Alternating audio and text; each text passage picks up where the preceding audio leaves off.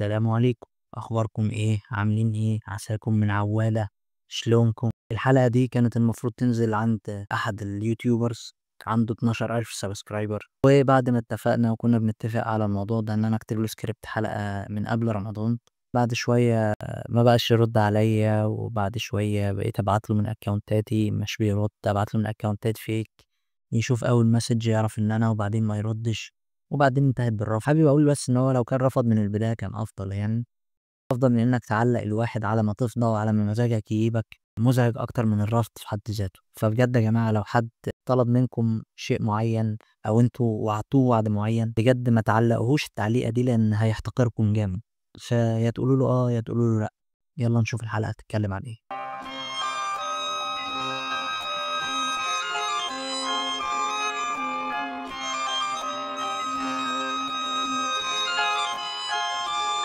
شخصية النهاردة هي ظهرت فيما لا يتعدى الدقيقتين في فيلم الناظر. كاركتر بسيط حتى ما كانش له اسم على الشاشة، وهو الفنان محمد يوسف في شخصية أبو عاطف. أول مشهد بيظهر فيه أبو عاطف بيرن صلاح عليه الجرس، وكل ما بيرن هو بيتقلب لأن الجرس تقريبا متوصل بشيء ماسكه أبو عاطف في إيده. أبو عاطف بيفتح لصلاح الباب وهو منكوش وعرقان ومتبهدل وبص حالته نيلة، وبينتهز الفرصة وبيسحب صلاح معاه لجوه علشان يساعده في تصليح الأباجورة اللي فرقعت في وشه من شوية وفرقعت في وش مراته من قبلها. لحد هنا انت هتكون متخيل المشهد مجرد مشهد هزلي كوميدي هدفه الضحك وبس، وتقديم الصورة النمطية عن الأب اللي لما بيتقاعد بيحاول عشان يشغل نفسه في أي حاجة إنه يصلح الأجهزة اللي بتبوظ في البيت عشان يحس إنه لازال قادر على الإنجاز وهكذا.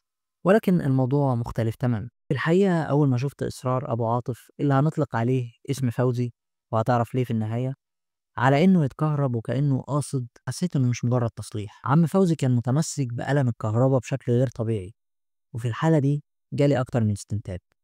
الاستنتاج الأول إن كاركتر عم فوزي مزوخي، والمزوخي هو من يستمتع بالألم والإهانة أثناء مواقف معينة ولأسباب معينة. لكن بعد كده استبعدت الاستنتاج ده لأن عم فوزي كان مصر على الألم لكن ما كانش بيظهر أي علامات استمتاع أو تلذذ بالألم، حتى لو كانت ممزوجة بصياحه، إنما كان كلها صياحه بس. بعدها فكرت في الاحتمال التاني، وهو إن عم فوزي اكتسب الاستمتاع بالألم، يعني مش مزوخ بشكل كامل، وإنما التعود صنع له متعة غريبة وجديدة، وما كانش بيظهر علامات استمتاع قدام صلاح ولا عاطف علشان يخبي ده. صاحبك خرع.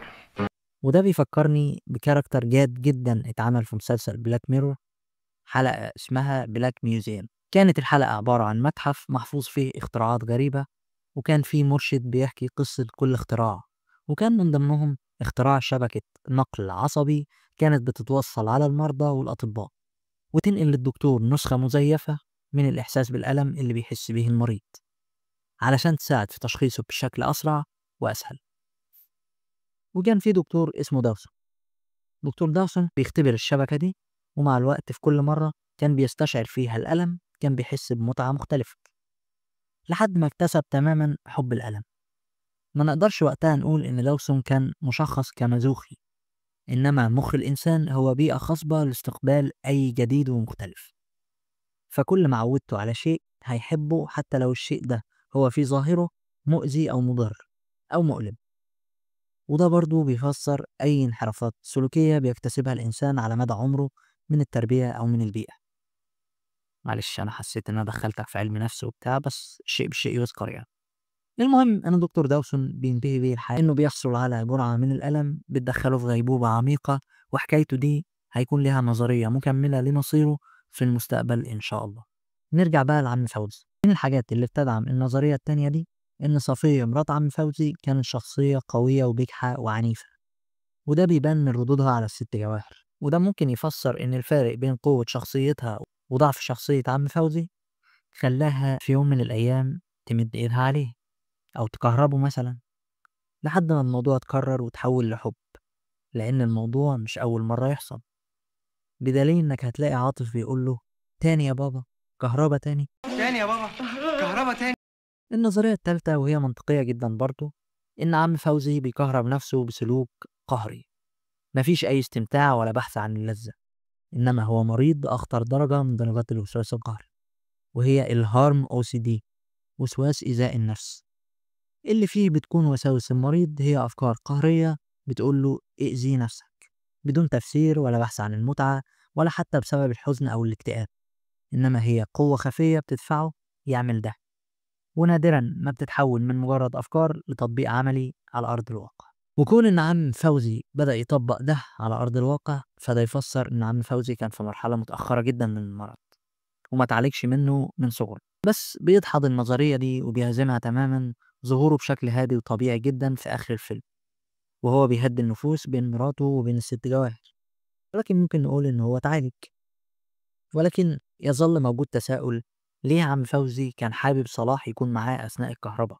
الإجابات اللي تنطبق على النظريات الثلاثة هي إن أبو عاطف عايز شريك له في الألم، عايز حد يشاركه في الألم بتاعه علشان ما يحسش إنه غريب، أو ما يحسش إنه لوحده، أو علشان يطمن وسط سلوكه القهري إن في حد ممكن يلحقه، أو على الأقل لو مات هيموت معاه، ونس يعني. نيجي بقى لمسألة اختيار اسم فوزي لشخصية أبو عاطف. في الحقيقة التسمية دي هي بتربط شخصية أبو عاطف بشخصية عاطف فوزي خير في فيلم هندي اللي كان من بطولة أحمد آدم وصلاح عبد الله، حاجة زي ثلاثية فارس كده بتاعت محمد خان، إنما دي ثنائية عاطف بتاعت العبد لله، لأن الشخصين بيجمعهم التهميش والطيبة وإنهم خام وملهمش في الشقاوة وشخصيتهم مش قوية. ولكن عاطف في فيلم هندي مش استكمال لعاطف من النظر، إنما هو نفس الشخص في عالم آخر في جسد آخر. قد يكون هناك برضو نظرية عن عاطف ده في يوم من الأيام إن شاء الله. وفي النهاية قول لي أنهي احتمال من التلاتة منطقي أكتر ومنطبق على عم فوزي؟ ما تنساش اللايك والشير والسبسكرايب والجرس وتعليقك اللذيذ، وسلام. الحاجات الغريبة اللي الواحد يقابلها هي مسألة العنطزة، أو إن حد يكون عنده إيجو غير مستحق تماما. أذكر إن أحدهم برضو قال لي: أنا ساعدت ناس أقل منك بكتير، ولكن الفرق كان في الأسلوب. إيه الأسلوب اللي أنا عملته يا عم الحاج؟ جاوبني يمكن أتعلم. قال لك: أنت عملت لي أكتر من منشن وإحنا كنا في عيد هو المنشن بقى بيعور يا جدعان؟ الكومنت بقى بيعور أكتر من مسج حتى لو كان فيها زن؟ هل هي بتأذي الشخص للدرجة دي؟ هي الناس بقى خلقها ضيق، ولا أنا اللي بقيت رخم، ولا أنا غلطان؟ هم برضو إيه، كل واحد عنده حياته.